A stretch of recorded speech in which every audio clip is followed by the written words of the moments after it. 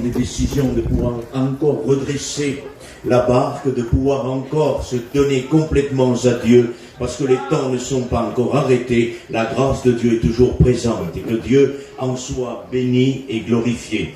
Voilà, ce soir nous allons continuer le message de hier, que nous avons commencé hier soir, message important de la parole de Dieu, l'esprit de Jézabel dévoilé.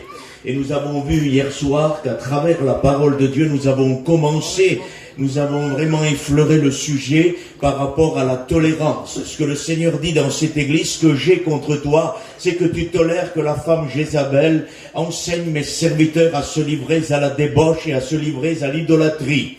Et nous avons besoin rapidement que le Seigneur puisse nous bénir, parce que nous sommes dans un temps de tolérance sans précédent. Nous vivons une tolérance aujourd'hui. Les gens tolèrent en étant chrétiens. Ils tolèrent des choses qu'ils n'auraient jamais dû tolérer. Et nous avons besoin vraiment de revenir à la source même de la parole de Dieu. Il ne faut pas juste déclarer « j'aime la vérité, je suis pour la vérité », mais il faut encore revenir à la source de la parole de Dieu, parce que parfois nous avons des traditions que Jésus va appeler « vous annulez le commandement de Dieu au profit de vos traditions ». Et nous voulons, nous, ne pas tolérer, négliger la parole au profit de ces traditions. Les hommes ont dit à Jésus, pourquoi tes disciples ne se lavent-ils pas les mains avant de prendre leur repas? Jésus a dit, il disait, tes disciples annulent les traditions des anciens. Jésus a dit, et vous pourquoi annulez-vous le commandement de Dieu au profit de vos traditions? Ça veut dire que la tradition des anciens avait pris la place du commandement de Dieu. Peuple du Seigneur, essayons de toute notre force que la tradition ne vienne pas prendre la place du commandement de Dieu dans nos assemblées. Je respecte les anciens, je respecte les traditions de mes anciens. J'en ai, vous en avez, mais quand la tradition de nos anciens vient entraver le commandement, on ne peut plus tolérer. Il faut agir, il faut intervenir et il faut ramener la puissance parole de Dieu parmi nous, et que Dieu en soit béni. Savez-vous que si je dois observer les traditions de mon peuple rome à 100%, je ne peux pas monter ici pour prêcher l'évangile. Alors j'ai eu un choix à faire. Soit tu prêches la parole de Dieu, soit tu observes des traditions que tu ne peux plus garder. Et que Dieu nous y aide et que Dieu nous fasse grâce. Nous sommes dans un temps particulier où aujourd'hui la tolérance a pris beaucoup de place. Ce que j'ai contre toi, c'est que tu tolères. Amen. La tolérance. Et nous allons nous occuper ce soir d'observer un peu notre vie, vue du ciel, vue d'en haut et non pas vue de la terre. Amen. Est-ce que vous le voulez? Le Seigneur regarde du haut du ciel et il va observer et il va nous confronter au message de sa parole ce soir. La parole de Dieu dit, je le relis pour vous, livre de l'Apocalypse, chapitre 2, 18, écrit à l'ange de l'église de Thyatire, voici ce que dit le Fils de Dieu. Celui qui a les yeux comme une flamme de feu et les pieds semblables à de l'airain ardent. Je connais tes œuvres, ton amour, ta foi, ton fidèle service et ta constance et tes dernières œuvres plus nombreuses que les premières. Ce que j'ai contre toi, c'est que tu tolères la femme Jézabel qui se dit prophétesse, enseigner et séduire mes serviteurs pour qu'ils se livrent à la débauche et qu'ils mangent des viandes sacrifiées aux idoles. Je lui ai donné du temps afin qu'elle se repente. Elle ne veut pas se repentir de sa débauche. Il l'a jetée sur un lit et envoyé une grande tribulation à ceux qui commettent adultère avec elle, à moins qu'ils ne se repentent de leurs œuvres. Je frapperai de mort ses enfants, et toutes les églises connaîtront que je suis celui qui sonde les reins et les cœurs.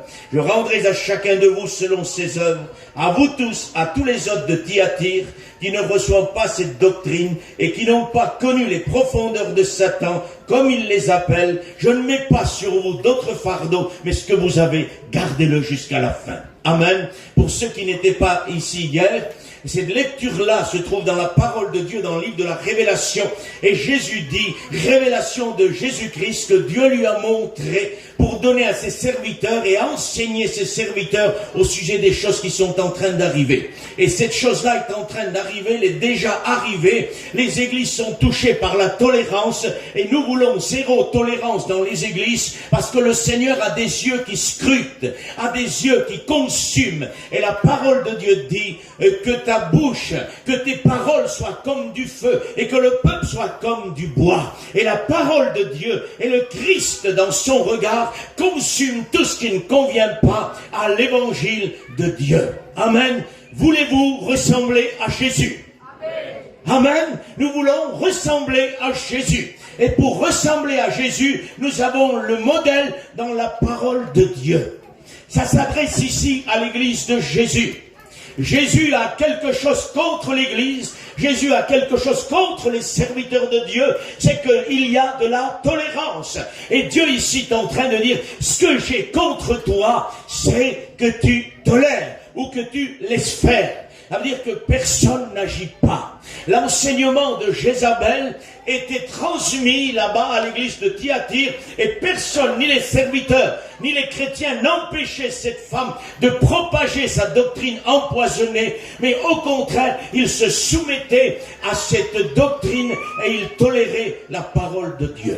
Ils toléraient la doctrine de Jézabel et ils méprisaient plutôt la parole de Dieu. Est-ce que vous comprenez ça? Ils étaient confrontés au Christ et ils étaient en face d'un enseignement jézabélique. Et cet enseignement de Jézabel est très puissant. Très très puissant. Savez-vous pourquoi? Parce que la parole de Dieu signifie, précise, que cette Jézabel-là enseigne mes serviteurs à se livrer à la débauche et à l'idolâtrie. Ça veut dire que cette Jézabel-là s'attaque directement à la tête aux serviteurs de Dieu. Elle ne passe plus par l'église pour corrompre le serviteur de Dieu, mais là elle s'attaque directement, elle fait un front. La ligne de mire de Jézabel sont les ministères, sont les serviteurs de Dieu, et c'est elle qu'elle vise, donc elle a une très grande puissance. Elle n'a pas peur, parce qu'elle est, si vous voulez, dotée. Elle est revêtue de la puissance de Satan. Et si on a le temps, on le verra. Elle est revêtue des ruses de Satan. Satan lui délivre la manière de faire. Je vous l'ai dit hier, je le répète ce soir. Le mot séduction, c'est le mot ici qui dit prendre quelqu'un par la main d'une manière si subtile qu'il ne se rend même pas compte qu'il a quitté le chemin. Et c'est le travail de Jézabel avec les serviteurs de Dieu. Les prendre par la main, les laisser toujours en prédication sur l'estrade, toujours en prière, toujours en lecture, mais quelque part les faire dévier de la puissante parole de Dieu et qu'ils acceptent la tolérance. Et une fois qu'ils ont accepté la tolérance, Christ dit, j'ai quelque chose contre toi, c'est que tu tolères. Et quand on est dans la tolérance, on a Christ contre nous et il a quelque chose à nous dire. Vous comprenez? Et ça, c'est les astuces de Jézabel, ça. Et l'enseignement jézabélique pouvait se faire soit en déformant l'écriture, en prenant l'écriture de la parole de Dieu et en la déformant et en portant le peuple à la tolérance.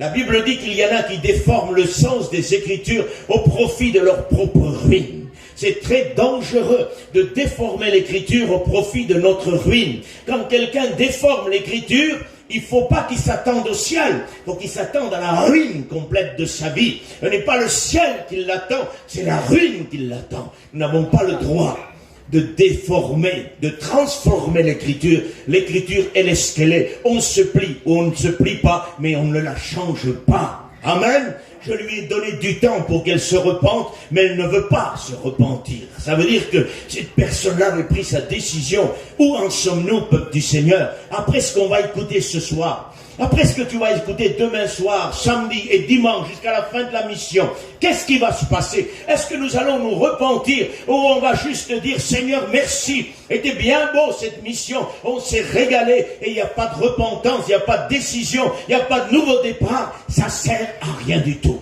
Il faut qu'une mission soit empreinte de nouveaux départs, de conversion, de rétrograde qui revient, de personnes qui disent, Seigneur, nous avons compris. Ne vous bornez pas à écouter la parole de Dieu mais écoutez-la pour pratiquer. Ne vous trompez pas par de faux raisonnements. La parole ne se trompe pas. C'est nous qu'on se trompe quand on a de faux raisonnements. Oui. Cette femme Jézabel transmettait un enseignement en déformant l'écriture, et parce que les serviteurs de Dieu n'étaient pas assez fondés dans la parole de Dieu, cette Jézabel-là arrivait, si vous voulez, à faire déformer l'écriture, et les serviteurs l'acceptaient. Écoutez, j'aimerais que nous comprenions. Nous avons besoin d'être un homme de la parole de Dieu. Amen. Nous avons besoin d'être une femme de la parole de Dieu, d'être fondée, ancrée sur la parole de Dieu, que personne ne peut venir déformer cette écriture et nous faire croire que c'est de cette manière-là que nous devons œuvrer, travailler ou pratiquer des œuvres, comme il est dit dans le texte, plus nombreuses que les premières. Parce que le texte le dit. Je sais, le Seigneur sait. Et le Seigneur dit exactement, je connais tes dernières œuvres plus nombreuses que les premières. C'est-à-dire que l'activité de l'église de Thyatire était plus grande au moment où Jésus va la reprendre qu'au début de sa conversion. Ça veut dire que quand elle servait Dieu dans l'intimité avec le Seigneur, les œuvres n'étaient pas autant grandes qu'au moment où elle a toléré. Et nous sommes dans un temps aujourd'hui où on doit revenir à l'intimité de Dieu. On doit rentrer de nouveau en Matthieu 6 dans notre chambre. Mets-toi quand tu pries. Ouvre la porte de ta chambre. Rentre dans ta chambre et cherche Dieu là-bas. Amen. Est-ce que tu veux rentrer dans ta chambre? Parce qu'ici, cette Jézabel-là ne rentrait plus dans la chambre. Le peuple avait toléré de ne plus prier, avait toléré de ne plus lire la parole de Dieu. Et aujourd'hui, comment se fait-il que nous avons toléré, que nous avons des chrétiens dans les églises qui ne prient pas, qui ne lisent pas, qui ne se consacrent pas, qui ne jeûnent pas? Comment se fait-il que dans un jeûne proclamé dans l'église, on se trouve à 20 personnes alors que l'assemblée est composée de 200 personnes? Comment se fait-il? Ça veut dire que parfois tu demandes aux gens, combien tu as de membres? 200 personnes, frère. J'aimerais te demander le jour de jeûne, combien de membres tu as? 20 personnes, c'est ton église.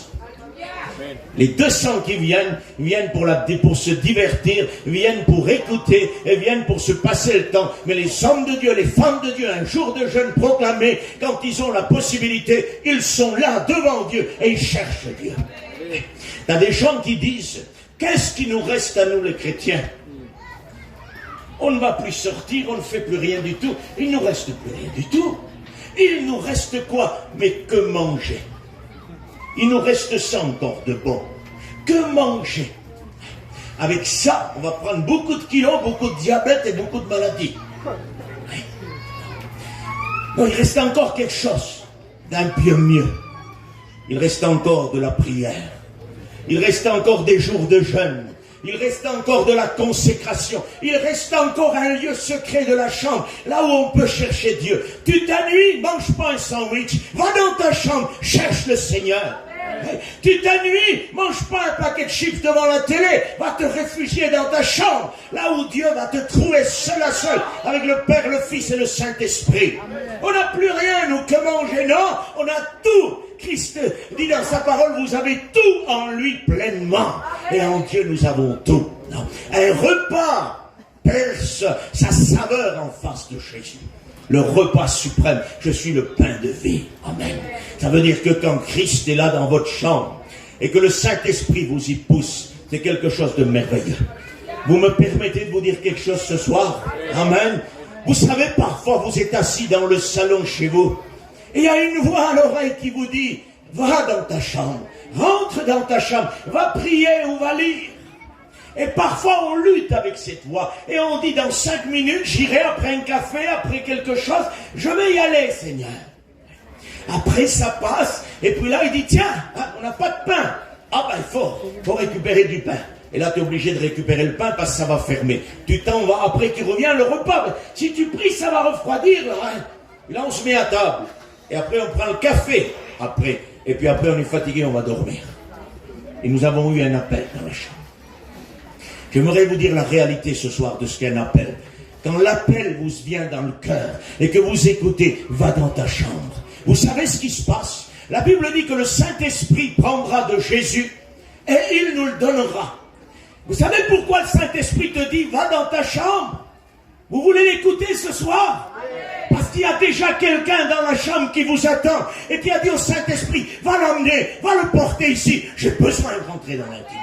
C'est à cause de ça. Parce qu'il est déjà dans la chambre. Et il dit au Saint-Esprit, prends chez moi là, va lui donner, amène-le ici là. Et nous on dit non, on dit lui d'attendre là-bas. Oh, il est bien dans la chambre, il a la clim, tout, il peut rester, Jésus là. Le petit Jésus de la crèche là. Qu'on le laisse seulement dans la crèche, on ne veut pas qu'il grandisse. Parce que dans la crèche, on lui donne un peu à manger de temps en temps, on l'amène un peu de temps en temps à la réunion, puis on le remet dans la crèche. Et le Jésus, quand il a grandi, c'est lui qui prend l'initiative. Et il y en a qui veulent le conserver seulement dans la crèche. Non, Saint-Esprit dans la chambre, rencontre Jésus. Et Jésus dit, va l'appeler, va. Va l'appeler, j'ai envie d'être avec lui. J'ai envie d'être avec elle. J'ai envie de cette intimité. J'ai payé au prix de la croix. Et le Saint-Esprit se rappelle de la croix, de la souffrance de Jésus, de son sang qui a coulé, se rappelle de ce qu'il a fait pour celle qu'il aime, son épouse. Et là, il dit, vas-y, va, il t'attend dans la chambre. N'hésite jamais. Arrête ce que tu as à faire. Tu fais le ménage, ma soeur. Laisse ton chiffon par terre. Tu travailles, frère, chez toi. Tu bricoles. Laisse ton bricolage. Rentre dans la chambre. Rentre dans la chambre. Il y a quelqu'un qui t'attend. Ne tolérons plus ces choses que nous tolérons tous les jours. Nous n'allons plus dans notre chambre. Il y a des chrétiens qui ne prient plus, qui ne lisent plus, et on les appelle chrétiens, chrétiennes, et ils viennent à la réunion, ils prennent leur culte. Nous avons toléré une église qui ne prie plus et qui ne jeûne plus, alors que la parole de Dieu a basé le départ en acte des apôtres de l'église au pied de la prière, du jeûne, de la consécration et de la recherche de Dieu. Et nous avons toléré des chrétiens qui ne prient plus. Pire, nous avons toléré des serviteurs de Dieu qui ne prient plus et qui ne jeûnent plus. Serviteurs de Dieu, il ne suffit pas de prier parfois. Il suffit d'être sincère en Dieu. Je vais te dire quelque chose. Le ministère d'un homme et la confiance que Dieu va lui faire ne réside pas dans son nombre d'heures de prière. Elle réside premièrement dans sa sincérité de cœur. Et après vient la prière. Mais d'abord, quand Dieu voit un homme qu'il prie ou qu'il ne prie pas, Dieu cherche d'abord la sincérité du cœur. Et après, quand il commence à prier, il y a une intimité, une confiance qui se met entre Christ et lui. Mais d'abord, c'est la sincérité. Vous avez des hommes qui prient 5, 6, 7 heures par jour. Ils n'ont aucun contact avec Dieu. Est-ce que vous le savez? Ils pensent avoir un contact, mais ce contact-là est religieux. Parce qu'ils ne sont pas sincères. Ils prient, ils cherchent Dieu pour recevoir quelque chose de Dieu, pour se donner en gloire et s'élever sur les estrades, parce qu'ils ont un grand message, parce qu'ils sont imprégnés d'onction. Dieu ne donne pas sa gloire à des orgueilleux. Dieu donne sa gloire à des hommes humiliés, comme lui était humilié. On ne va pas prier pour recevoir. On va prier parce qu'on aime. On ne va pas lire sa Bible parce qu'on prêche. On lit sa Bible parce qu'on en a besoin. Malheureux le serviteur qui lit sa Bible seulement quand il prêche. Il ne dit pas qu'il ne faut pas la faire. Il faut le faire. Il faut lire sa Bible quand on prêche. Il faut lire sa Bible quand on ne prêche pas. Il faut lire sa Bible à tout moment. Que ce livre ne s'éloigne point de ta bouche. Nuit et jour, ce livre doit rentrer dans ta bouche.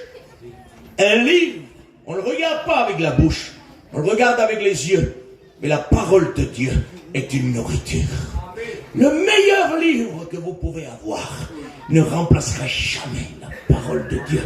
Tu as des jeunes chrétiens qui se lèvent, tu as des serviteurs qui leur donnent, tiens, je vais te donner un bon livre, lis-toi ça.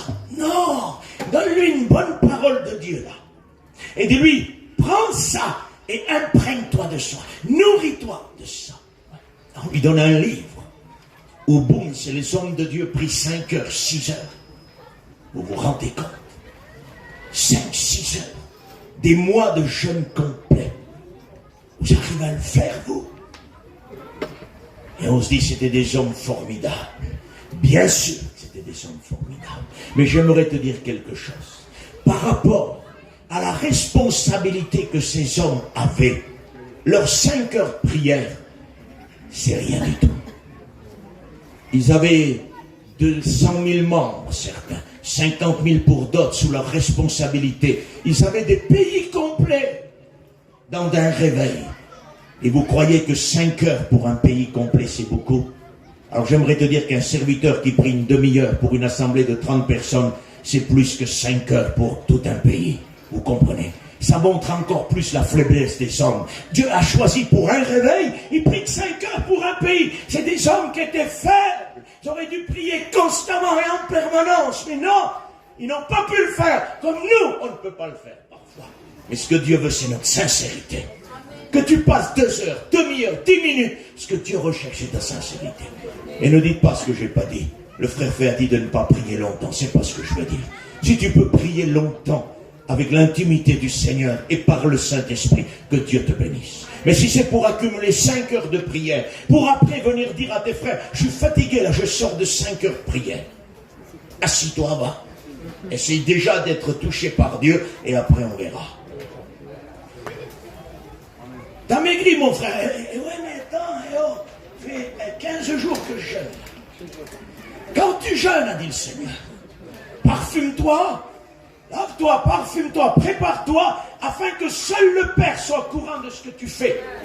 Les jeunes de l'église d'aujourd'hui, et on tolère ça, sont en cachette, n'est-ce pas? Pas du tout.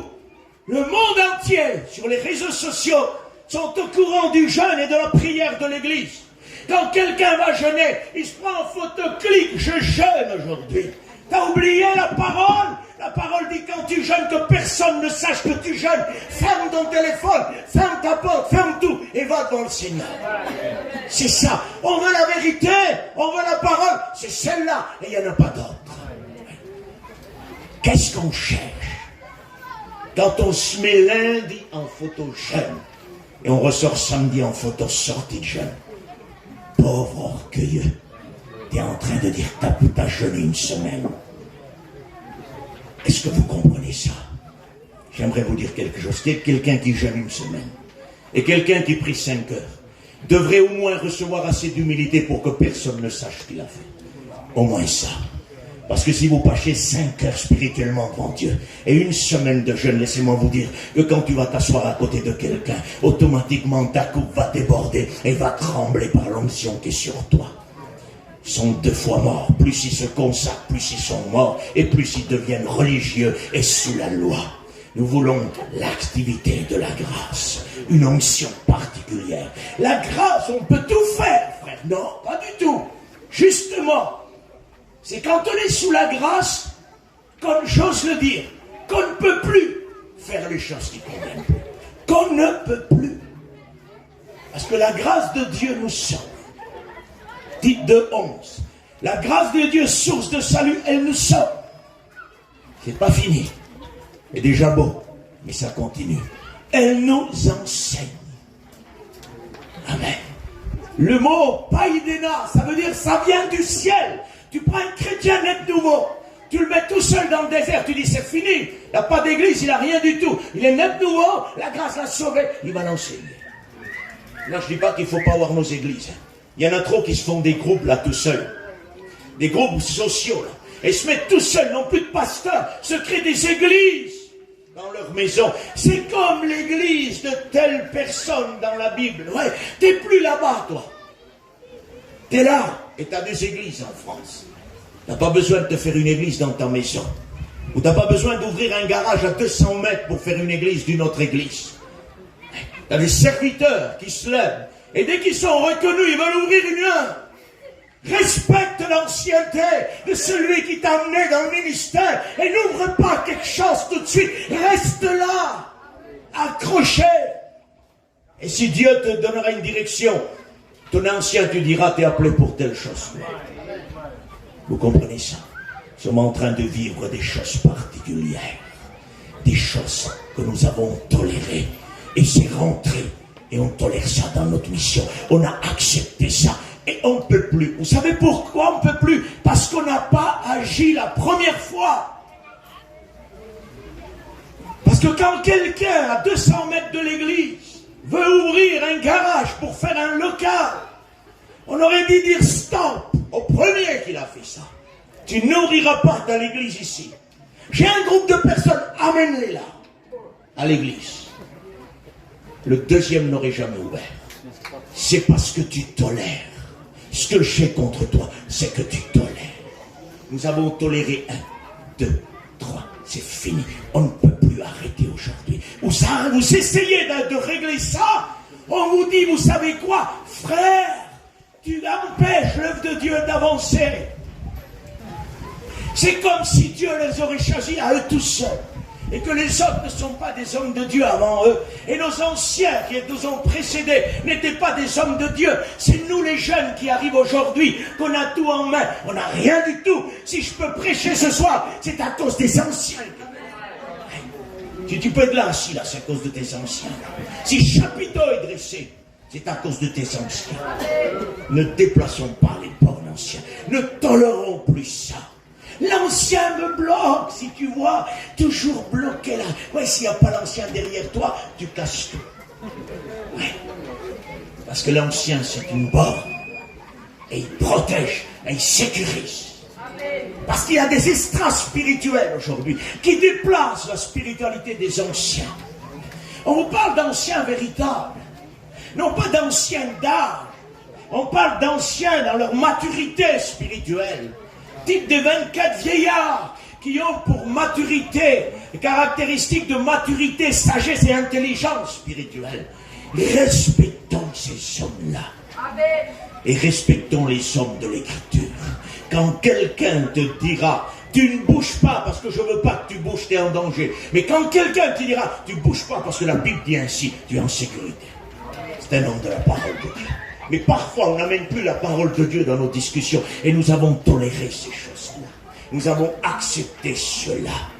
Aujourd'hui, on tolère qu'un jeune chrétien vient à l'église pendant quelques mois, et parce qu'il prend sa Bible, et parce qu'il prie, et parce qu'il est toujours en activité, il est appelé au ministère, il se retrouve à Gien dans une année après.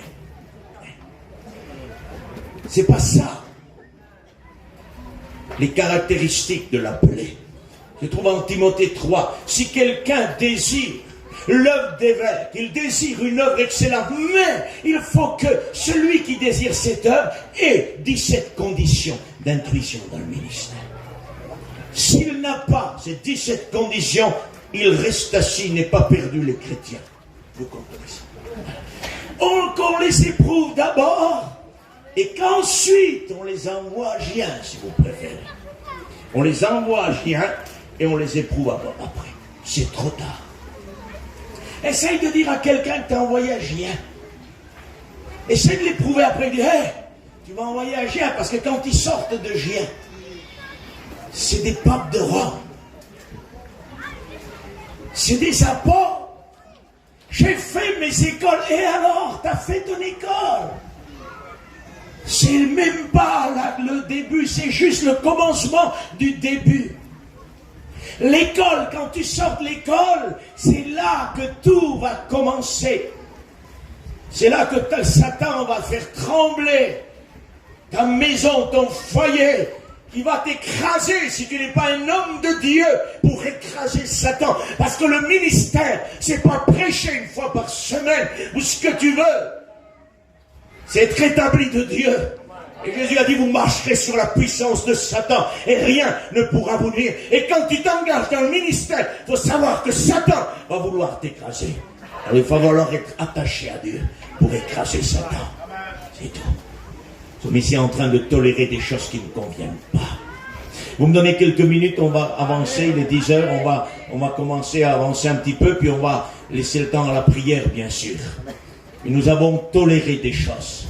Hier, nous avons vu de la tolérance par rapport au péché à travers les réseaux sociaux et les télévisions que nous autorisons. Nous voyons ce soir de la tolérance par rapport aux chrétiens qui ne prient pas, qui ne jeûnent pas, qui ne se consacrent pas, par rapport aux étudiants parfois qui se prennent pour des anciens et nous n'agissons pas. C'est une tolérance, ça. Un étudiant n'est pas un ancien, c'est un étudiant. Il y a un rang, il faut le respecter. Vous comprenez ça? Il y en a qui croient prêcher mieux que les anciens. Je demande pardon à Gagou, ancien parmi nous. Peut-être, excusez-moi, peut-être qu'ils vont prêcher, excuse-moi Gagou, c'est vraiment pas le cas, mais peut-être que vous allez prêcher mieux que Gagou. Peut-être. Mais n'oubliez jamais quelque chose. Il y a 40 ou 50 ans d'expérience que jamais de la vie nous rattraperons. Il faudra qu'on ait 50 ans et il aura 100 ans si le Seigneur n'est pas revenu d'expérience. Vous comprenez ça? Il n'y a pas de la prédication.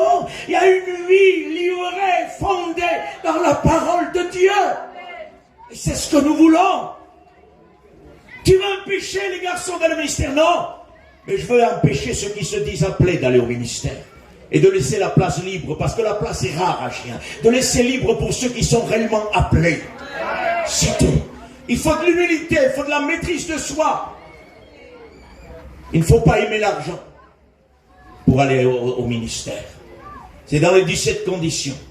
Si vous aimez l'argent, vous n'êtes pas fait pour le ministère. Vous ne pouvez pas vous maîtriser dans votre conduite, vous n'êtes pas fait pour le ministère. Il faut une maturité pour le ministère. Vous n'en avez pas, vous n'êtes pas fait pour le ministère. Mes frères, il va grandir. Non, ça c'est avant l'engagement du ministère. Ne nous trompons pas.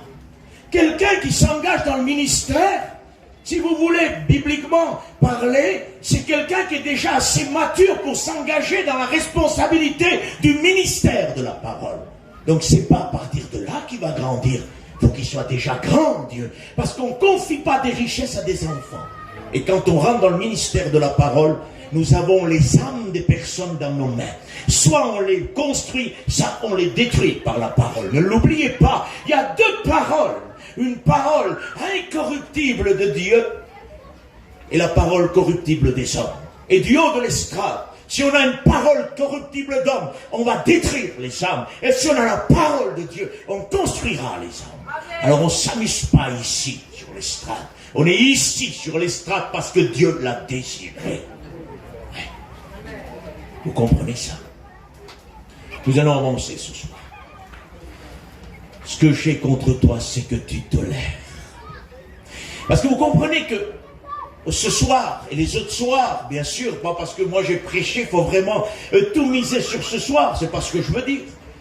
Toute la réunion de cette mission, de semaine qu'il y a eu, si c'est pour avoir écouté et ne pas pratiquer, ça ne sert à rien.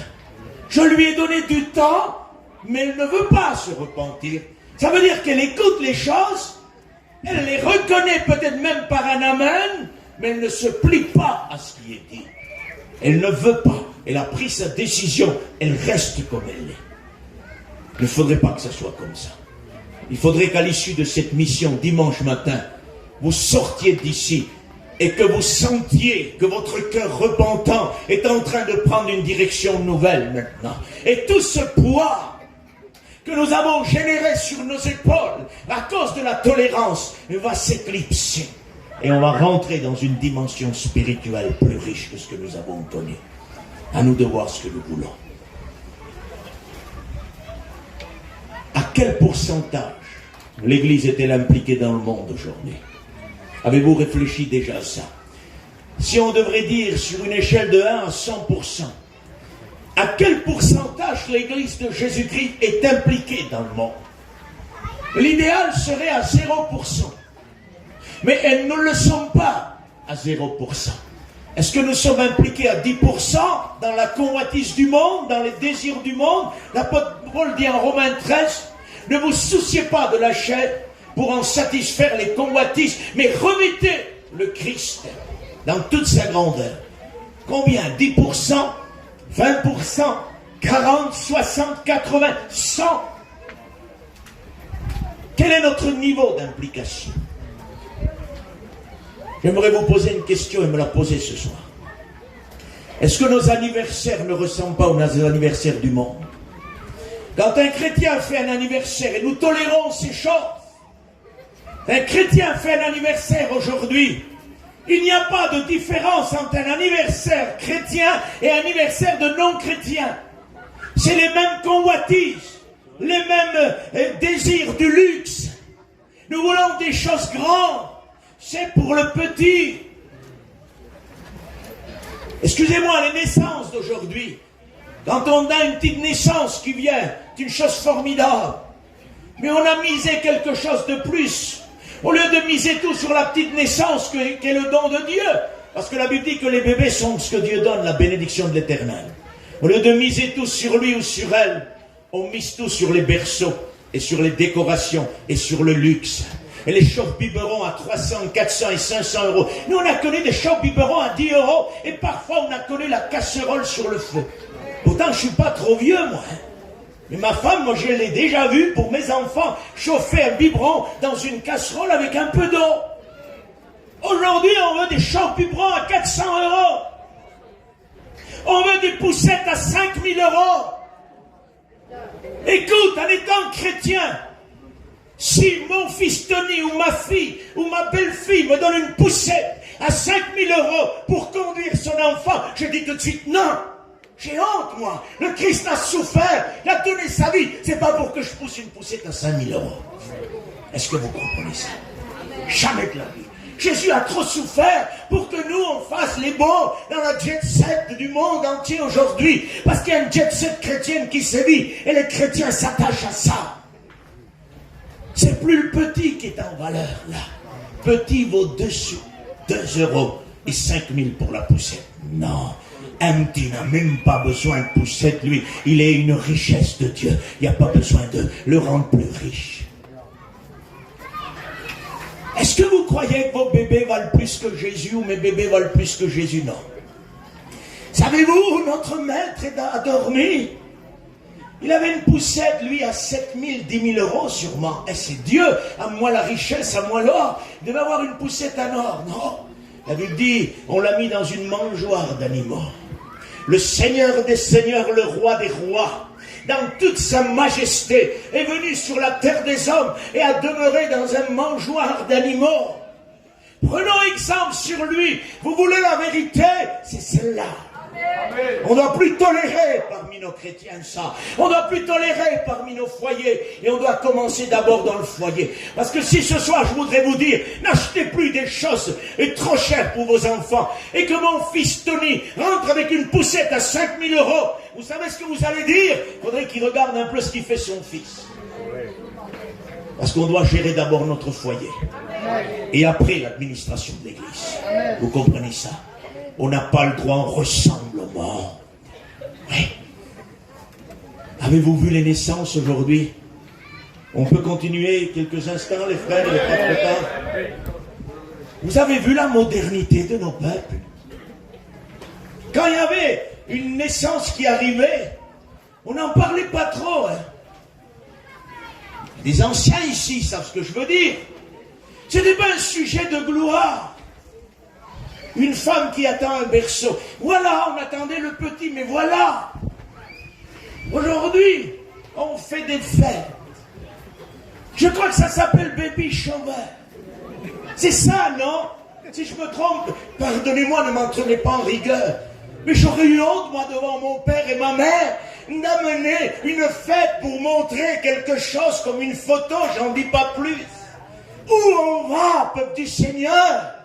Où on va? On va vers une tolérance. Ils étaient plus respectueux que nous. Ils sont devenus des gadgets avec le temps. Ils sont juste appelés gitans, mais nous perdons tout ce que nous avions. Et nous acceptons ça. Et les mamans, et les papas, et les grands-mères. Et tout le respect que j'ai envers vous, m'invitez jamais à ça. Jamais je viens. Je ne suis pas plus qu'un autre. Mais on a des convictions bibliques. Vous comprenez ça? Jamais de la vie. On va où là? On fait quoi? On ressemble au monde. Vous savez ce qui a annoncé la venue de Jésus? C'est pas une baby shower. Ce sont des anges qui sont allés vers les bergers. Ils ont dit, il est né le Sauveur. Il mettait en relief le salut de Dieu. Mettez en relief le salut de Dieu. Et dites, Seigneur, tu nous as donné un petit berceau, que Dieu te bénisse. Que Dieu te bénisse. C'est bien ça. Et dis au Seigneur, merci Seigneur. Toute la valeur, c'est à toi qu'on la donne. Comme les anges ont donné valeur à toi, à ta personne. Et non pas aux choses qui entourent du monde. Nous voulons donner gloire à ton nom. Et non pas à tout. Comprenez ça? On ressemble au monde. On a trop toléré. Nos anniversaires sont des anniversaires qui font honte à ceux qui n'ont rien. L'apôtre Paul dit, en relation avec la Sainte Seine, vous faites honte à ceux qui n'ont rien. Un a mangé déjà, il vient manger plus, il boit plus, il y a des tables en abondance, c'est ce qu'il voulait dire. Vous faites honte à ceux qui n'ont rien. Nous sommes, nous les chrétiens, en train de faire honte à ceux qui n'ont rien. Nous étalons nos anniversaires sur les réseaux sociaux. Le monde entier visionne l'anniversaire que les églises font, conformé complètement au monde. L'anniversaire est une chose importante. Vous savez, si je ne fais pas l'anniversaire de mon petit, c'est grave. Tu crois que c'est grave? Tu sais d'où ça vient l'anniversaire? Ça vient de la Grèce. C'est la déesse Artémis qui a lancé ça. Artémis, on faisait un cercle comme nos gâteaux, on y mettait des bougies dessus, et la fumée des bougies donnait une adoration à Artémis. C'est ce que nous faisons, nous, inconsciemment, bien sûr, on n'adore pas Artémis, mais on s'attache à des choses païennes du monde, qui n'ont rien à voir. Et qu'on le fasse parce qu'on est habitué, c'est une chose, mais on a donné tellement d'importance à ça. Il y en a qui annulent des missions parce qu'il y a un anniversaire. Tu ne peux pas les prêcher, pasteur, c'est l'anniversaire de ton petit-fils. Et alors, il y a une âme qui va se perdre. Il y a une âme qui a besoin, qu'elle souffre, elle a besoin d'être là, où le besoin réel y est. Comprenez ça? Nous avons toléré ça parmi les chrétiens. On ne peut plus essayer d'enlever l'anniversaire du milieu de nos chrétiens. Vous allez voir ce qui se passe. Vous me donnez quelques minutes. Nos mariages. Ah, c'est intéressant. Nos mariages ressemblent-ils à des mariages chrétiens ou nos mariages ressemblent à des mariages de non-chrétiens? Qu'est-ce qui différencie nos mariages des mariages non-chrétiens, si ce n'est juste la prière du serviteur de Dieu ou de la prédication qu'on fait pour imprégner, mettre notre tampon dans le mariage? Mais à part ça, il y a de l'apéritif, de l'alcool à la rentrée, il y a du champagne au gâteau, il y a de la bière, il y a tout ce que tu veux, et on sort de là. Oh, si on a un alcool texte, on est sous. C'est normal ça? Je marie ma fille et alors? Et alors? Marie ta fille avec du chef. Ça suffira bien. Frère, c'est pas méchant. Jésus aussi a transformé l'eau en vin. Mais Jésus n'a pas bu de vin. Et ne déformons pas la parole de Dieu. Il n'y a rien qui dit que Jésus a bu du vin. Il était saisi et il était lié au vœu du Naziréen. Il n'a jamais goûté le vin, Jésus. Vous comprenez ça? Seulement ce qu'il a partagé avec ses disciples-là. Lorsqu'il a mis la nouvelle alliance, il nous a donné à nous un ordre que nous comprenions. Que le vin que nous utilisons est une communion avec lui. Et dans le miracle de Cana, le Seigneur a voulu nous montrer que de l'eau qui n'a aucun goût, aucune saveur, quand Christ vient dans une vie, la saveur vient. Les témoignages que nous avons écoutés, c'est ce qu'il a voulu nous dire. Jésus aussi est allé dans un mariage pour faire un miracle. Va dans un mariage pour faire un miracle. Que Dieu te bénisse. Va. Mais si c'est pour aller boire un apéritif, pour boire du vin à table, parce qu'attendez, hein, ah non, c'est un mariage chrétien. Apéritif à l'entrée, vin sur les tables, bière à l'apéritif, champagne avec le gâteau. Il manque quoi? Le digestif. Il manque quoi? Que Dieu nous fasse grâce. Nous avons toléré ces choses-là. Écoute, le Saint-Esprit est précis. Il y a des gens dont leur cœur s'est fermé par rapport à ce que j'ai parlé du mariage. Tu ne devrais pas fermer ton cœur. Parce que nous avons toléré ces choses. Et si nous n'agissons pas rapidement, la tolérance va mettre Dieu contre nous dans ces affaires-là. Et nous avons besoin d'écouter Dieu. Pour ma part, je suis obligé de continuer. Même si tu n'es pas d'accord, même si tu ne veux pas le comprendre, on est obligé de continuer. Est-ce que vous comprenez ça? Nous avons besoin. Écoutez, des mariages chrétiens ne doivent pas être extravagants. Est-ce que c'est normal que des chrétiens font des mariages extravagants? Vous croyez que c'est normal de payer des robes 10 000 euros? Vous croyez que c'est normal de marier à 2 000 euros? Il y a de nos frères chrétiens qui meurent de faim. Et quand on fait une offrande, on a 25 euros dans l'offrande. Et quand on fait un mariage, on est à 25 000 euros. Et dans l'offrande, on n'est pas capable de me donner au pasteur pour gérer l'église 200 euros par semaine. Quels sont les sentiments qui sont en nous? Où avons-nous mis la valeur des choses? Dans l'œuvre de Dieu ou dans l'œuvre des hommes? Dieu a dû se tromper. Parce que le premier mariage, c'est Dieu qui l'a fait. Et Dieu n'est pas un gitan, n'est pas un Rome, n'est pas un Espagnol. Il est divin. Il a mis Adam et Ève ensemble. Et le Seigneur, on devrait lui dire, tu t'es trompé quand même.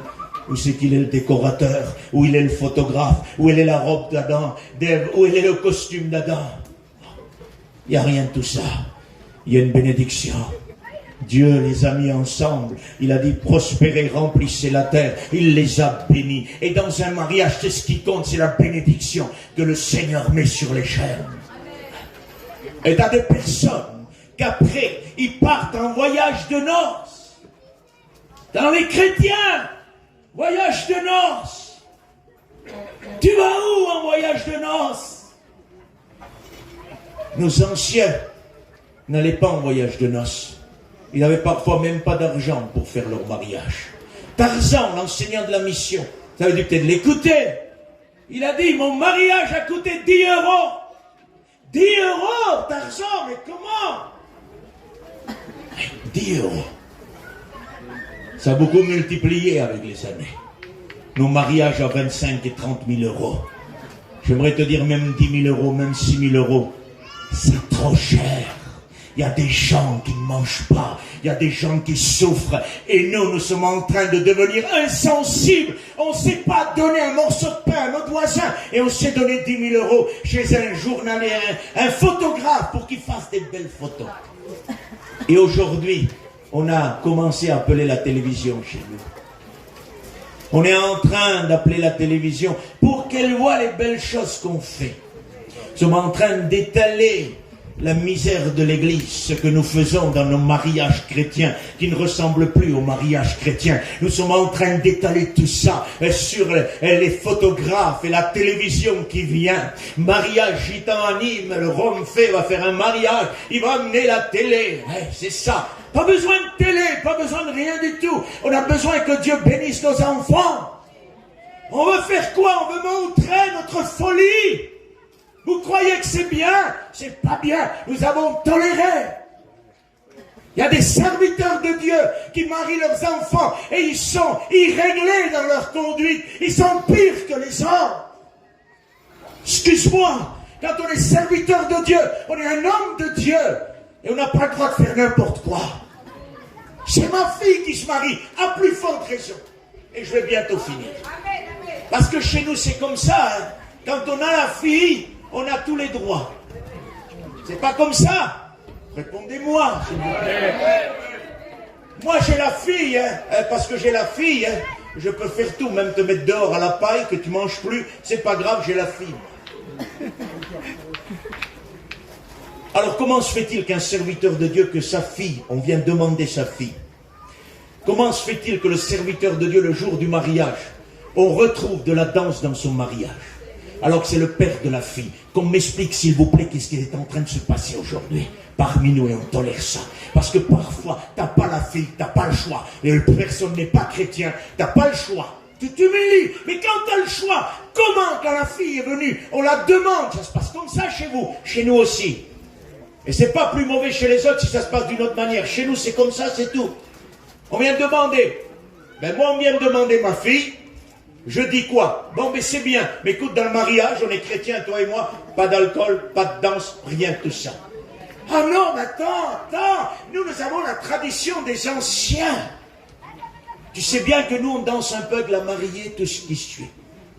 Eh bien, tu laisses ma fille là, et que Dieu bénisse ton garçon. Parce que je ne me corromprai pas, parce qu'on a une tradition des anciens. Parce que dans l'église de Jésus, on ne danse pas, ni chez les Espagnols, ni chez les Catalans, ni chez les Roms, et ni chez les voyageurs. Chez personne, la danse n'est pas acceptée. Amen. On m'a dit un jour, moi, on ne danse pas vilain, frère. Heureusement, il ne manquerait plus que ça. Il ne manquerait plus qu'on danse vilain. On ne danse pas vilain. Écoute, dans la parole de Dieu, la trace de la danse a coûté la tête à un homme de Dieu. Et nous, l'église, on veut la danse. Comment veux-tu faire? Tu vas amener un peu une dot pour la marier, lui donner quelque chose, on te la donne à danser. Il y a un homme de Dieu, je vais t'expliquer une expérience, qui était dans un mariage. Et puis quand c'était le moment de donner, vous savez comment on fait quelque chose? Il fallait danser un peu avec la mariée, et puis il faisait un tour de piste là, puis il donnait ce qu'il avait donné. Les chrétiens qui se sont avancés, des serviteurs qui se sont avancés, on leur a donné la belle fille, la fille là, pour faire un pas de danse, puis voilà, ils ont mis le billet. Il y a un homme qui s'est avancé, sachant ses convictions. On ne lui a pas demandé de danser, on lui a demandé de prier. Tout à fait différent. C'est ce que vous vivrez. Que dans un mariage, quand vous rentrez, les gens vous honoreront, vous respecteront. Mais s'ils ne vous respectent pas, c'est qu'on ne se respecte pas assez. Et qu'on accepte. Il faut qu'on soit des hommes de Dieu. Nous ne tolérons plus de la danse dans nos mariages. C'est impossible. La tradition des anciens le fait. Jésus a dit, pourquoi vous annulez le commandement de Dieu au profit de votre tradition? Pourquoi? Frère David a dansé, il y en a qui disent. David n'a pas dansé dans un mariage. David a dansé devant l'Éternel. Et la danse du peuple juif était une danse qu'on connaît, il lève les mains, il bouge un peu, c'est bien. Ne croyez pas qu'il a dansé la lambada ou ce que vous voulez, David. Non. C'est déformer la parole, se faire des prétextes là. Parce qu'on ne peut pas se défaire de ça. Stop, stop, stop. Frère, nous on est anciens, tu ne nous respectes pas. Excusez-moi, je vous respecte avec tout mon cœur. Mais que vous soyez anciens, la parole de Dieu est plus ancienne que vous. Le livre de Daniel dit, l'ancien des jours s'avança. Et ça, c'est le Jésus de Nazareth, le Père Céleste. Il est plus ancien que tout le monde de ce soir ici. Et lui s'avance, c'est à lui qu'on doit respecter. L'ancien des jours s'est avancé. Il n'y a pas autre respect à donner à lui, parce que c'est lui. Où en es-tu? As-tu toléré dans les choses que j'ai dit dans ton ministère ou dans tout ce que tu as? Il faut que nous comprenions. Arrêtons de tolérer. Arrêtons. Où en sommes-nous? On a des anciens. Je vais finir, vous le promets. Il est 10h20, je vais finir. On a des anciens, il faut les respecter. Ouais. Et à cause de ça, on est capable de mettre dehors d'un mariage Jésus parce qu'il n'est pas d'accord avec ce qu'on fait dedans. Vous croyez qu'on a le droit de dire, excuse-nous, on a nos anciens, on a la tradition des anciens, s'il te plaît, tu restes 5 minutes dehors, va. Parce que parfois, c'est ce qu'on te dit, hein. Mais toi, tes serviteurs, au moment où ils vont danser, retire-toi, mets-toi dehors. Et on est en train de dire à Jésus, va, parce que Jésus vient en nous. Vas-y, va te mettre un peu dehors. On est en train de tolérer des choses qu'on n'aurait jamais dû tolérer. Jamais dû. Mais qui? Jean-Baptiste, voyant venir beaucoup de gens à son baptême, dit, mais qui vous a appris à fuir la colère à venir? C'est-à-dire par le baptême d'eau. Qui vous a appris? Vous savez ce qu'on aurait dû faire? Ne jamais tolérer ces choses. Ouais. Je le prends chez moi. Chez les Roms, on aurait dû, à un moment donné, où le premier mariage chrétien s'est fait, et que la danse était toujours présente, un peu moins de rigueur que ce qu'elle était avant, on aurait dû dire, on n'a pas le droit de faire ça, on est chrétien. Mais avant de laisser les gens arriver dans le mariage, les baptiser avant, on aurait dû dire le jour de la personne qui veut se baptiser, tu sais que ça, tu ne pourras plus le faire. Tu sais que ça, tu ne pourras plus le faire. Tu sais que ça, tu ne pourras plus le faire. Et les gens auront su où y mettre les pieds. Parce que parfois on croit qu'on peut venir avec nos traditions. Mais non. Qui vous a appris? Il faut donner avant de baptiser la personne ce qu'on peut faire et ce qu'on ne peut pas faire. Alors, serviteur de Dieu chrétien, ce n'est pas juste sur l'estrade qu'on est chrétien et serviteur. Il faut être des hommes de Dieu pour ne pas tolérer. Nous allons prier Dieu. Seigneur, notre Père et notre Roi, nous te bénissons de ce que tu es roi, maître et sauveur. Je te demande pardon pour toutes les fois où j'ai toléré dans ma vie.